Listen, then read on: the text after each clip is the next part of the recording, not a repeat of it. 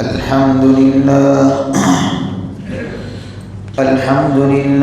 نحمده ونستعينه ونستغفره ونؤمن به ونتوكل عليه ونعوذ بالله من شرور أنفسنا ومن سيئات أعمالنا من يهده الله فلا مضل له ومن يضلله فلا هادي له ونشهد أن لا إله إلا الله وحده لا شريك له ونشهد أن سيدنا وسندنا ومولانا محمدا عبده ورسوله صلى الله تعالى عليه وعلى آله وأصحابه أجمعين أما بعد فأعوذ بالله من الشيطان الرجيم بسم الله الرحمن الرحيم ألم أعهد إليكم يا بني آدم ألا تعبدوا الشيطان إنه لكم عدو مبين وأن اعبدوني هذا صراط مستقيم وقال الله تعالى في موضع آخر واعبد ربك حتى يأتيك اليقين وقال الله تعالى في موضع آخر ولتكملوا العدة ولتكبروا الله على ما هداكم ولعلكم تشكرون صدق الله مولانا العظيم وصدق رسوله النبي الكريم ونحن على ذلك لمن الشاهدين والشاكرين والحمد لله رب العالمين. درود الشريف. اللهم صل على سيدنا محمد النبي الأمي وعلى آله وبارك وسلم. اللهم صل على سيدنا محمد النبي الأمي وعلى آله وبارك وسلم.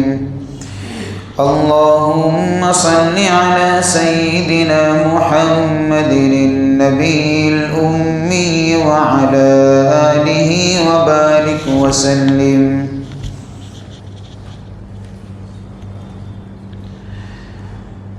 قابل قدر محترم دوست اور بزرگوں، رمضان کا مہینہ اب ختم ہونے کو جا رہا ہے۔ ممکن ہے آج چاند ہو جائے تو پھر ختم۔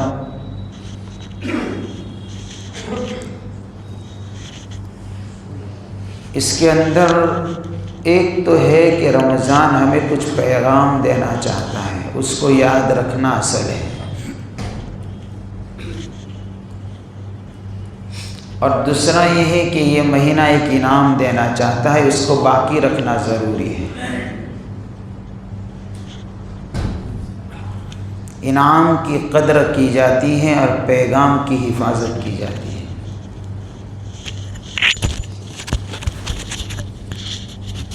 جب تک کوئی پیغام کو سمجھے گا نہیں، پیغام کی حفاظت نہیں کر سکے گا، اور جب تک کوئی انعام کی قیمت سمجھے گا نہیں، تب تک وہ انعام کی حفاظت نہیں کرے گا۔ چھوٹے بچوں کو مدرسے میں انعام ملتا ہے تو پورے گاؤں کو دکھاتے ہوئے لے جاتے ہیں، راستے کے اندر گفٹ ملا ہے، سب کو دکھاتے ہیں اور ایک ہنگامہ برپا کر دیتے ہیں، ہوتا ہے۔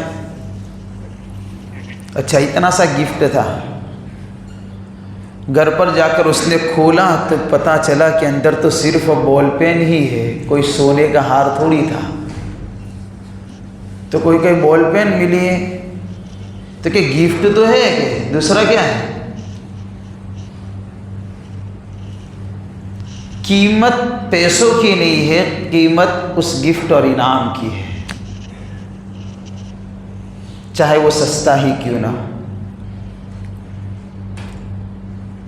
یہ مہینہ ایک پیغام دیتا ہے اور ایک انعام دے رہا ہے۔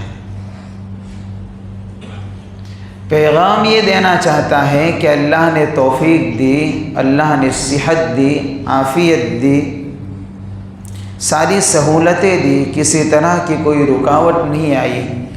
روزے رکھنے والوں نے روزے رکھے، تراویح پڑھنے والوں نے تراویح پڑھی، اور اللہ تعالیٰ نے جتنی توفیق دی اتنی عبادت کی۔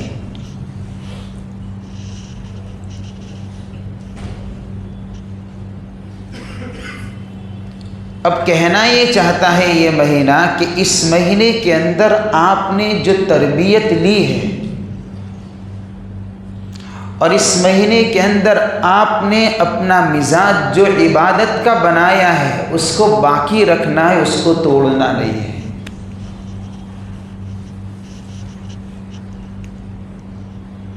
اور اس کو چھوڑنا نہیں ہے۔ وَاعْبُدْ رَبَّكَ حَتَّى يَأْتِيَكَ الْيَقِينُ، قرآن کہتا ہے وَاعْبُدْ رَبَّكَ حَتَّى يَأْتِيَكَ الْيَقِينُ، کتنی عبادت کریں گے اور کب تک عبادت کریں گے؟ قرآن کہتا ہے موت تک عبادت کریں گے۔ یہ پیغام ہے۔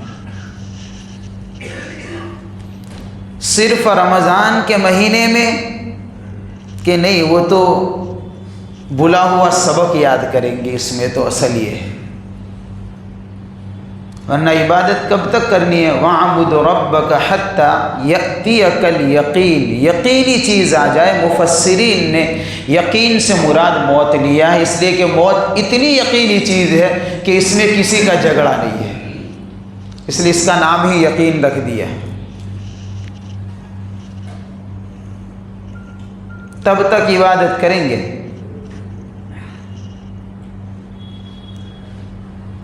اور ایک بات یاد رکھیں گے، اللہ نے عہد اس کا ہی لیا ہے ہم سے کہ اللہ کی عبادت کرنی ہے، اسی کا نام صراط مستقیم ہے، جس کو ہم ہر نماز کے اندر ہر رکعت میں مانگتے ہیں اس کو کہ اللہ ہم کو سیدھے راستے کی ہدایت عطا فرما۔ وہ کیا چیز ہے؟ وہ یہ چیز ہے، أَلَمْ أَعْهَدْ إِلَيْكُمْ يَا بَنِي آدَمَ أَلَّا تَعْبُدُوا الشَّيْطَانَ إِنَّهُ لَكُمْ عَدُوٌّ مُبِينٌ۔ اللہ تعالیٰ فرماتے ہیں کیا میں نے تم سے اس بات کا عہد نہیں لیا تھا؟ اللہ نے عہد لیا اس بات کا۔ کس بات کا؟ کہ تم شیطان کی عبادت نہیں کرو گے، شیطان کی پیروی نہیں کرو گے، رب کو بھول کر زندگی نہیں گزارو گے۔ إِنَّهُ لَكُمْ عَدُوٌّ مُبِينٌ، اس لیے کہ شیطان جیسا کھلا ہوا دشمن کوئی بھی نہیں ہے۔ یہ انسانیت کا سب سے بڑا دشمن ہے۔ یہی تو وہ شیطان ہے جس نے حضرت آدم علیہ السلام کو سجدہ کرنے سے انکار کر دیا تھا۔ ہاں تو ہی تو اللہ نے اپنے دربار سے بھگایا تھا اس کو۔ یہی تو وہ شیطان ہے کہ حضرت آدم علیہ السلام کے جنت سے نکلنے کا سبب بنا تھا۔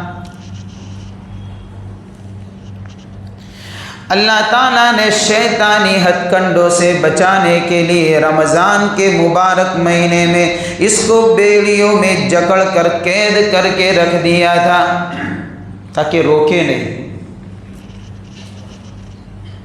تربیتی کورس مکمل ہوئے۔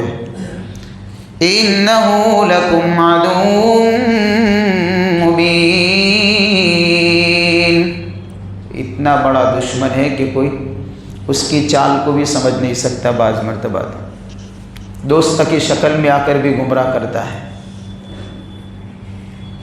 ہاں بہت مشکل ہوتی ہے اس کی چالیں سمجھنا۔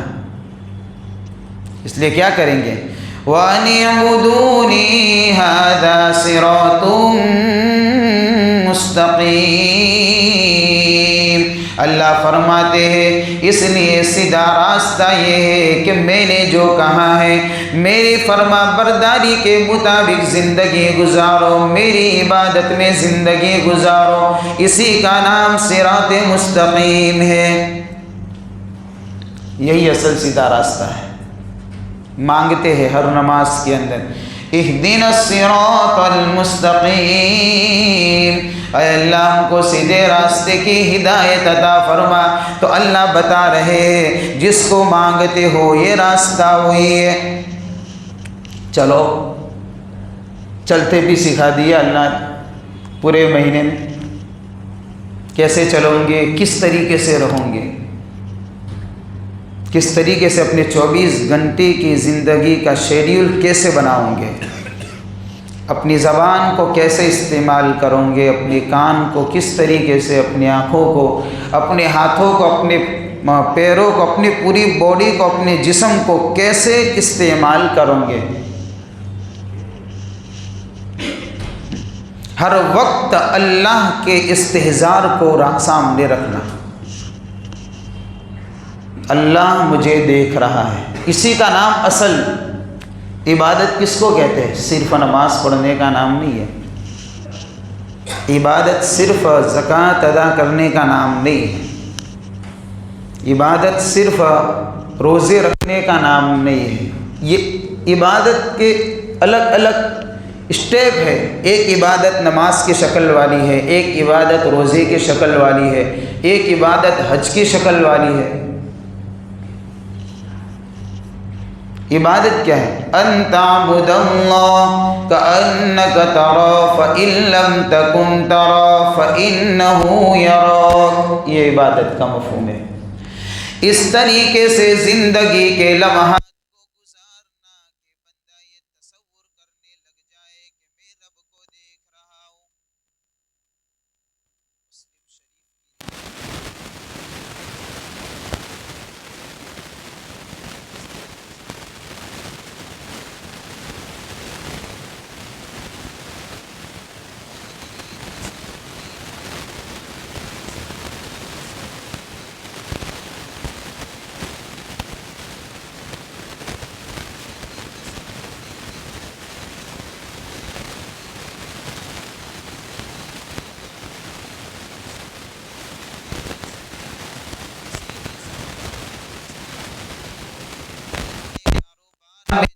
نہیں بولے گا، کوئی سود نہیں کھائے گا، کوئی رشوت کے اوپر ہاتھ نہیں مارے گا، کوئی کسی کی عزت نہیں اچھالے گا، کوئی کسی کے دھمکی نہیں دے گا، کوئی کسی پر ظلم نہیں کرے گا،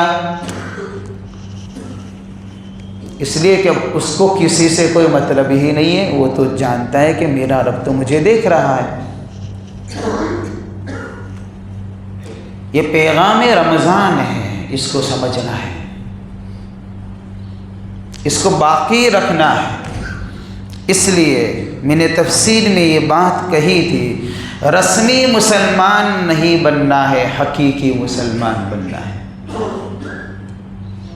رسمیت تو ہو گئی، بہت ہو گئی، اب اس میں بھی کچھ چینجز آنی چاہیے اور اس کو حقیقت پر لے جانا ہے، ورنہ یہ کیا طریقہ ہے کہ الحمدللہ، اللہ کا شکر، اللہ کا احسان کہ اللہ نے پورے مہینے میں توفیق عطا فرمائی، نمازیں پڑھی، روزے رکھے، تراویح پڑھی، قرآن کی تلاوت کی، عید کا چاند نظر آیا، اسی دن سے فجر ہی گئی،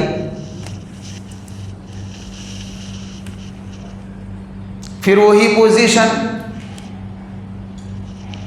پھر وہی ماحول کہ پھر مسجدوں کے اندر فجر کے اندر سنسان، ایک ایسا عجیب و غریب کہ اگر امام اور مؤذن دونوں نہ ہوئے تو فجر میں کوئی بھی نماز نہ پڑھا سکے، جماعت ہی نہ ہوئے، یہ پوزیشن ہوتی ہے۔ یہ بات الگ ہے کوئی پھر زبردستی کوئی مصلی پر فرضہ پورا کرنے کے لیے کھڑا ہوئے، اگر بائی چانس امام اور مؤذن دونوں ہی نہ ہوئے تو ہم کو فجر کی نماز پڑھانے کے لیے کسی کو ڈھونڈنے کے لیے نکلنا پڑے، اتنی بڑی مسجد کے اندر۔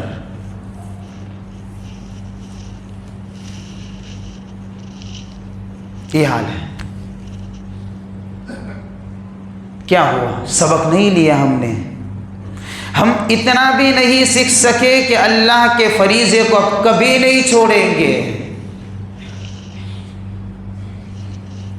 اگر اتنا بھی نہیں ملا تو ہم نے رمضان رسمی گزارا ہے،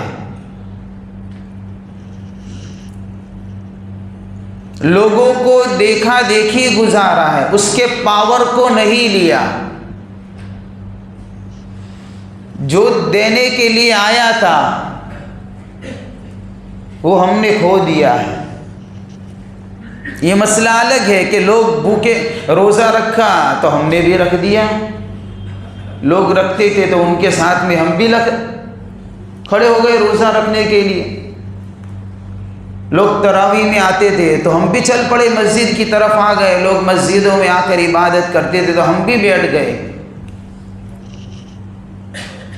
رمضان کی عبادت کی قبولیت کی ایک نشانی یہ ہے کہ اللہ رمضان کے بعد اس کو اعمال کی توفیق عطا فرما دے ہوئے۔ یہ اس بات کی دلیل ہے کہ اللہ نے اس کی عبادت کو قبول کر لیا ہے۔ نشانی ہونی چاہیے نا۔ لوگ انتظار میں رہتے ہیں کہ اللہ میرے روزوں کو قبول کر دے، میرے نماز کو قبول کر دے، میرے تراویح کو قبول کر دے۔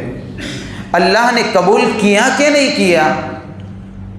اس کی نشانی کیا؟ کہ اس کی نشانی یہ ہے کہ رمضان کے بعد آپ اللہ کے فریضے کی حفاظت کر رہے ہیں کہ نہیں کر رہے؟ تو اس کا مطلب یہ ہے کہ رمضان کی نیکیوں کو اللہ نے اپنے بینک میں جمع کر دیا ہے۔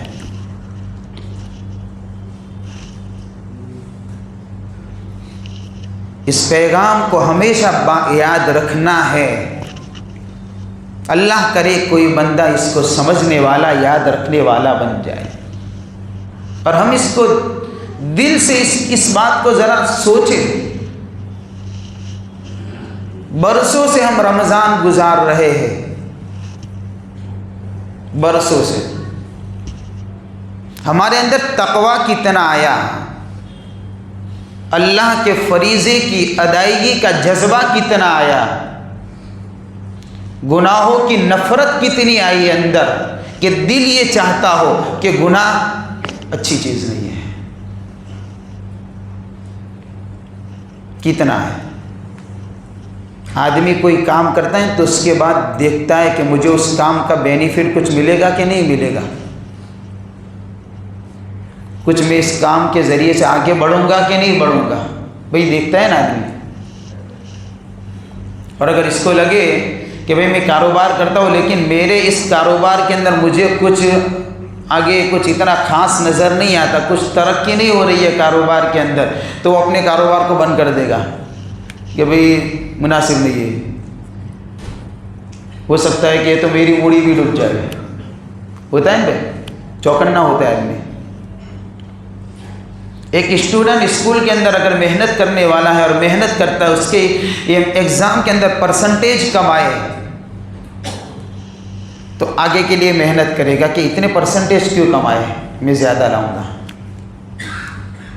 ٹارگیٹ ہوتا ہے، ہر کام کا ایک ٹارگیٹ ہوتا ہے، بڑھنا، آگے بڑھنا ہے مجھے۔ سوال یہ پیدا ہوتا ہے کہ ہم برسوں سے روزہ رکھتے ہیں، نماز پڑھتے ہیں، تراویح پڑھتے ہیں، رمضان کا مہینہ آتا ہے، عبادتیں کرتے ہیں، ہم نے دین اور تقوی میں کتنی ترقی کی؟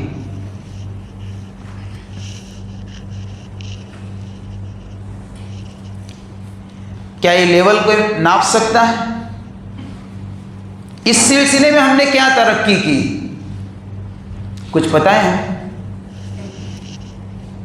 بینیفٹ ملنا چاہیے ہمیں۔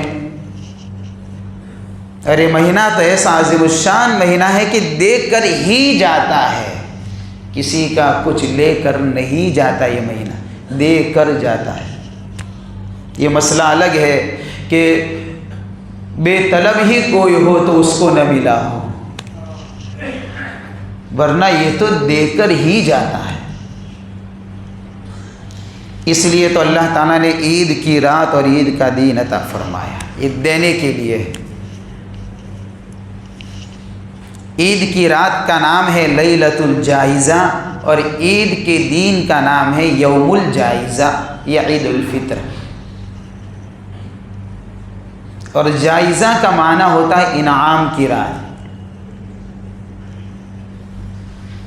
اس رات کی فضیلت کے متعلق ایک روایت کے اندر آتا ہے کہ اللہ کے نبی صلی اللہ علیہ وسلم نے فرمایا، جو عیدین کے 2 راتوں کو اللہ سے ثواب کی امید رکھتے ہوئے جاگے گا، دونوں عید کی رات یعنی عید الفطر اور عید الاضحیٰ، ان دونوں عیدوں کی رات میں اللہ کی عبادت کرے گا اللہ سے ثواب کی امید رکھتے ہوئے، تو اللہ اتنا بڑا انعام دیتے ہیں، بہت بڑی فضیلت ہے۔ کیا فرمایا اللہ کے نبی نے؟ اس کے فضل میں کیا، اس کے بدل میں کیا ملے گا؟ لم یمت قلبہ یوم تموت القلوب، اس کا دل اس دن نہیں مرے گا جس دن سارے لوگوں کے دل مر جائیں گے، سارے لوگوں کے دلوں کے ہوش اڑ جائیں گے، اس کے دل کو کچھ نہیں ہوگا۔ ایسا مضبوط دل اللہ عطا فرمائے۔ وہ کون سا دن ہے کہ جس دن سارے لوگوں کے دل بے ہوش ہو جائیں گے اور آدمی اپنے دل سے بھی بے خبر ہو جائے گا؟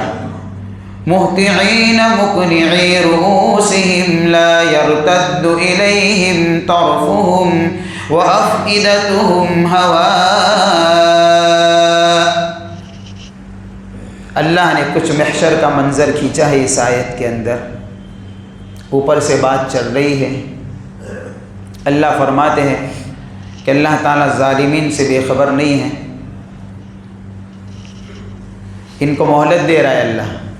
انما یؤخرہم لیوم تشخص فیہ الابصار، اللہ تعالیٰ ان ظالموں کو ظلم کرنے کے باوجود ایک مہلت دے رہا ہے۔ کب تک مہلت دے رہا ہے؟ قرآن کہتا ہے اس وقت تک ان ظالمین کو مہلت ملے گی جب تک کہ وہ دن نہ آ جائے جس دن لوگوں کی نگاہیں پھٹی کی پھٹی رہ جائے گی۔ لیوم تشخص فیہ الابصار، نگاہیں پھٹ جائے گی وہ منظر کو دیکھ کر۔ مہطعین مقنعی رؤوسہم لا یرتد الیہم طرفہم وافئدتہم ہواء، لوگ اس طریقے سے بے ہوشی کے عالم کے اندر آ جائیں گے کہ سر کو اٹھاتے ہوئے بھاگ رہے ہوں گے، پلک جھپکنے کا بھی وقت نہیں ملے گا، پلکیں بھی نہیں جھپکے گی۔ جب کوئی خوفناک منظر کوئی دیکھ لیتا ہے تو آدمی کی پلک بھی نہیں جھپکتی ہے، وہ بس یوں آنکھیں کھول کر دیکھتا ہی رہ جاتا ہے ہوا کیا ہے۔ جب ایسا خوفناک منظر دیکھتا ہے تو، اور دل کیسے ہوں گے؟ وَأَفْئِدَتُهُمْ هَوَاء، اللہ تعالیٰ قرآن پاک میں فرماتے ہیں دل اس طریقے سے بے ہوش اور مدہوش ہو جائیں گے۔ اس دن اللہ اس بندے کے دل کی حفاظت فرمائیں گے جو بندہ اس لیلۃ الجائزہ والی جو رات ہے، عید کی رات ہے، اس رات کے اندر کچھ اللہ کی عبادت کر لے گئے، یہ انعام ملتا ہے۔ اور ایک لمبی روایت ہے، اللہ کے نبی صلی اللہ علیہ وسلم نے ارشاد فرمایا جب عید کی صبح ہوتی ہے اللہ فرشتوں کو آسمان سے زمین پر اتارتے ہیں۔ یہ لمبی روایت ہے، سنی ہوگی ہم نے، بڑی عجیب روایت ہے، جب اس کو پڑھتے ہیں تو دل خوش ہو جاتا ہے۔ کیسا عجیب و غریب منظر ہوتا ہے کہ اللہ تعالیٰ آسمان سے فرشتوں کو اتارتے ہیں اور فرشتوں کو حکم الہی ہوتا ہے کہ ہر گلی اور ہر راستے پر اب کھڑے ہو جاؤ۔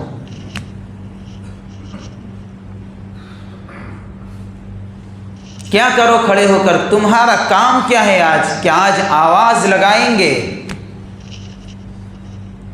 دنیا کی ساری مخلوق سنے گی فرشتے کی صداؤں کو۔ صرف یہ اللہ نے اپنی حکمت اور مصلحت کو مد نظر رکھتے ہوئے فرشتے کی اس صدا کو انسان اور جنات نہیں سن سکتے، باقی ساری مخلوق سنتی ہے۔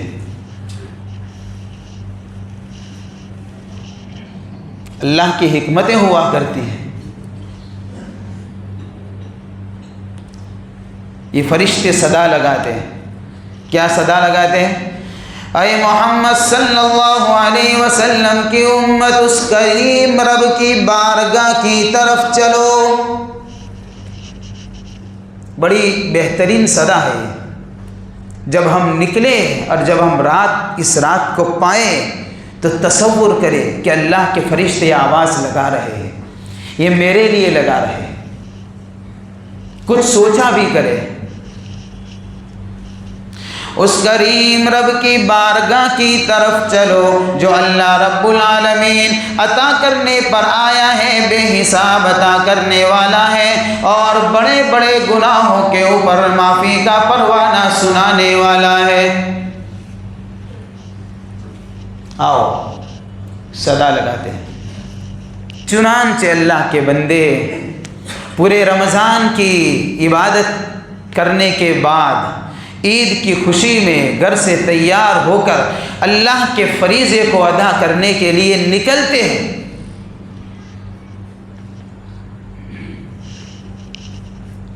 تو اللہ تعالیٰ اس منظر کو دیکھتے ہیں تو فرشتوں سے پوچھتے ہیں کہ میرے فرشتوں اتنا بتاؤ کہ اگر کوئی مزدور اپنی مزدوری اور اپنے کام کو پورا کر لے تو کیا ملنا چاہیے؟ تو فرشتے کہتے ہیں اے رب العالمین، اس کو اس کی مزدوری مل جانی چاہیے، اس نے اپنے کام کو پورا کر لیا ہے۔ چنانچہ اللہ فرشتوں سے کہتے ہیں، کیا کہتے ہیں؟ اے میرے فرشتوں، تم گواہ رہنا، ان سارے کے سارے میرے بندوں کو میں دو انعام سے نوازتا ہوں۔ ایک میرا انعام یہ ہے، گواہ رہنا، میں نے سارے بندوں سے اپنی رضامندی کا پروانہ سنا دیا ہے۔ ان کی عبادتوں کو دیکھ کر، ان کی رمضان کی کوششوں کو دیکھ کر، ان کے روزوں کو دیکھ کر میں اپنی رضا کا پروانہ سناتا ہوں۔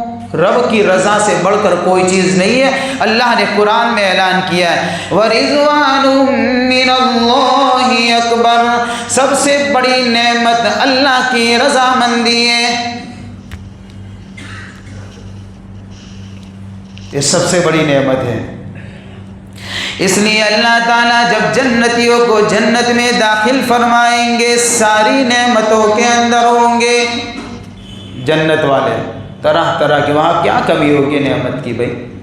ہاں کیا کمی ہوگی؟ ہر چیز ملی ہوگی۔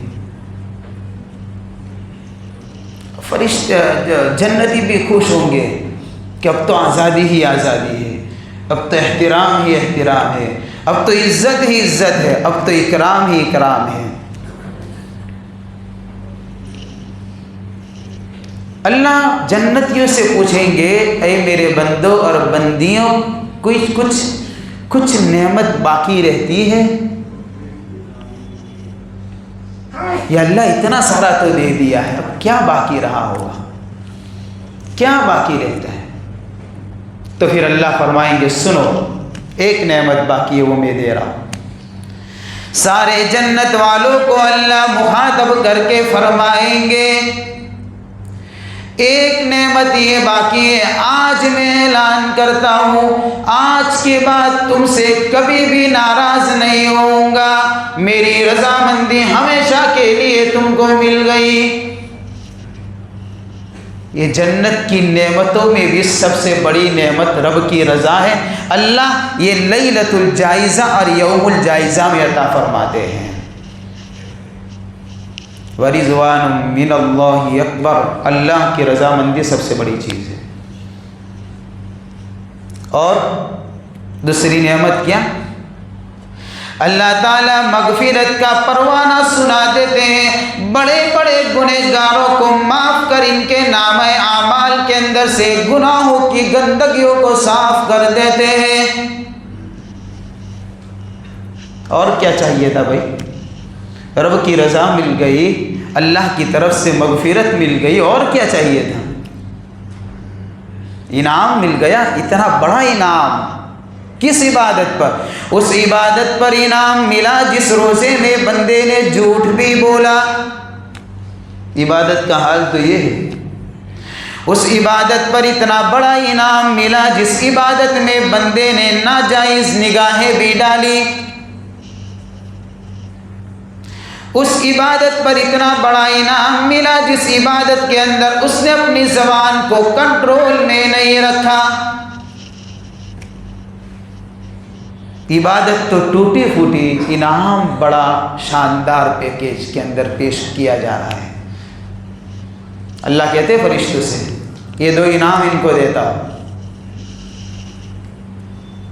اور اللہ بندے سے مخاطب کر کے کہتے اے میرے بندے، میری عزت کی قسم، میرے جلال کی قسم، مانگو جو بھی مانگنا ہے، آخرت کے متعلق سوال کرو گے دے دیا جائے گا، دنیا کے متعلق مانگو گے تمہاری حکمت اور مصلحت کو مد نظر رکھتے ہوئے فیصلہ کیا جائے گا۔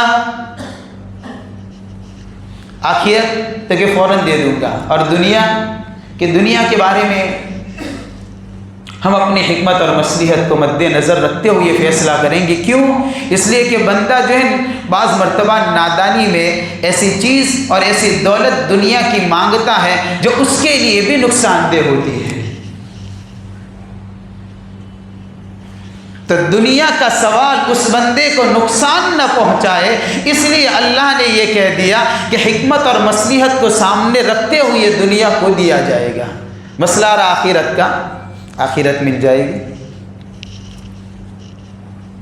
یہ جو خوشی ہوتی ہے نا عید کے دن، یہ اس کی خوشی ہے،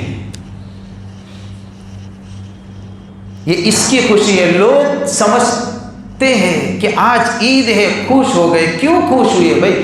آپ کو کس نے خوش کیا ہے؟ آپ کو کسی انسان نے خوش نہیں کیا، آپ کو کسی حکومت کے وزیر نے خوش نہیں کیا، آپ کو کسی بادشاہ نے خوش نہیں کیا، آپ کو کسی اپنے بڑے نے یا بڑے آدمی نے خوش نہیں کیا، ساری انسانیت کو رب العالمین نے خوش کیا ہے۔ اس خوشی کی کیفیت کا انداز ہی الگ ہوتا ہے۔ یہ تو اللہ نے خوش کیا ہے نا۔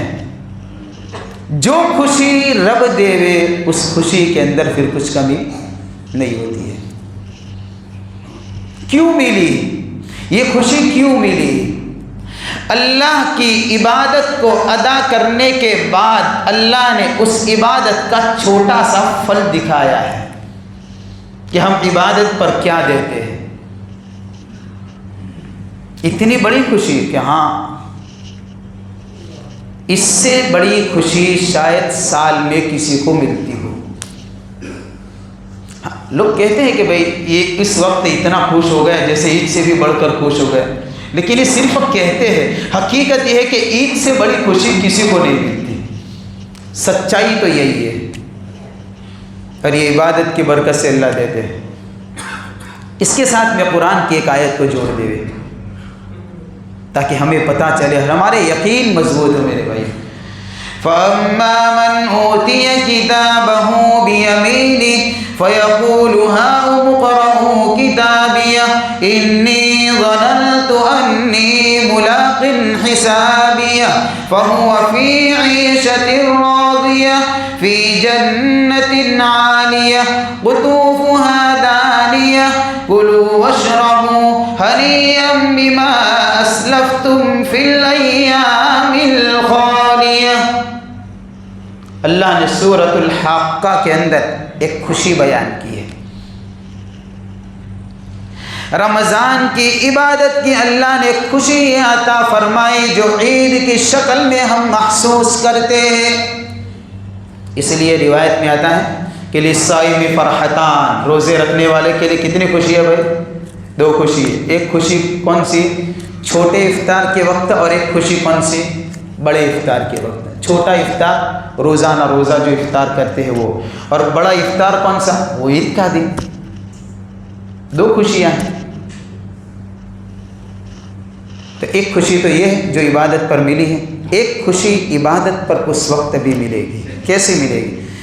اللہ فرماتے قرآن پاک کے اندر کہ جس بندے کو نام اعمال سیدھے ہاتھ میں دے دیے جائیں گے اس کی خوشی کا ٹھکانہ نہیں رہے گا۔ یہ بھی اس کی ایک عید ہوگی ہے نا۔ اللہ ہمیں وہ مبارک دین نصیب کرے، وہ کامیابی اللہ ہمیں عطا فرمائے۔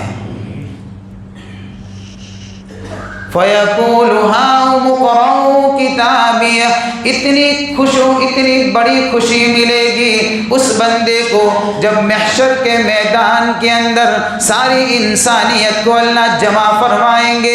حضرت آدم علیہ السلام سے لے کر نبی آخر الزمان صلی اللہ علیہ وسلم سارے کے سارے انبیاء موجود ہوں گے، صحابہ موجود ہوں گے، اولیاء موجود ہوں گے، فرما بردار موجود ہوں گے، نافرمان بھی موجود ہوں گے۔ ایک ٹھاٹھے مارتا انسانیت کا سمندر ہوگا، اس کے اندر اعلان کیا جائے گا فرشتوں کے ذریعے سے، فلاں بندہ اس نام کا، باپ کا نام یہ، اس کا نام یہ، اس خاندان سے یہ، وہ ہے نا بھائی۔ جس کو انعام ملتا ہے اس کا مجمع میں اعلان ہوتا ہے نا، مجمع میں اعلان ہوتا ہے۔ تو جس کو انعام ملتا ہے وہ مجمع کے اندر چھوٹا بچہ اچھلتا کودتا آتا ہے کہ میرا نام لیا ہے جناب نے۔ دیکھیے کیفیتوں کو دیکھیے، وہ چھوٹا بچہ کودنے لگتا ہے۔ بھئی کیوں کودتا ہے؟ کہ میرا نام آیا، اتنے سارے لوگوں کے بیچ میں مجھے انعام ملنے والا ہے۔ یہ تو پوری انسانیت کے بیچ میں نام لیا جائے گا، اور پھر اس کو انعام نام اعمال پکڑائے جائیں گے، تو اس کی خوشی اتنی ہو جائے گی۔ فَيَقُولُ هَاؤُمُ اقْرَءُوا كِتَابِيَهْ، نام اعمال کو اٹھا لے گا، چیختا چلاتا پھرے گا۔ اے محشر کے میدان میں جمع ہونے والے انسانیت کا ٹھاٹھے مارتا سمندر دیکھ لو، میرے رب نے مجھے کامیابی کا پروانہ سنا دیا ہے۔ اس آیت کو ذرا اس تصور سے پڑھے، کیا کیفیت بیان کروں میں اس کی؟ اس خوشی کی کیفیت میں بیان نہیں کر سکتا، بس خالی بتا سکتا ہوں کہ ایسا کچھ ہوگا اس وقت، اسے عزت ہوگی، اور کہے گا سب کے سامنے انی ظننت انی ملاق حسابیہ، میں تو اس بات کو پہلے سے جانتا تھا کہ اپنے رب سے ملنے والا ہوں، آج ملا ہوں میرے رب سے۔ فَهُوَ فِي عِيشَةٍ رَاضِيَةٍ، من پسند زندگی اللہ اس کو عطا فرمائیں گے، پھر جیسی زندگی چاہے گا ایسے ملے گی۔